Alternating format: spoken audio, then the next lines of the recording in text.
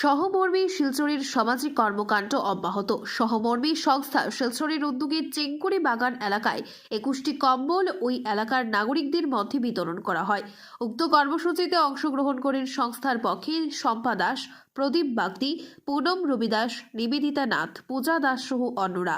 সংস্থার সদস্য সন্দীপ্ত পুরকায়স্থ এই কম্বলগুলা নিজের মনের তাগিদে দান করেন। এই কর্মকাণ্ডে সহমর্মীর সদস্যরা অধীর আগ্রহ নিয়ে দুস্থদের 21টি কম্বল বিতরণ করেন। এই কর্মসূচিকে বাস্তবায়ন করতে এলাকার বিশিষ্ট নাগরিক সুধীশ বাগদি কম্বল ও বাচ্চাদের কিছু চকলেট বিতরণ করতে সাহায্যের হাত বাড়ান।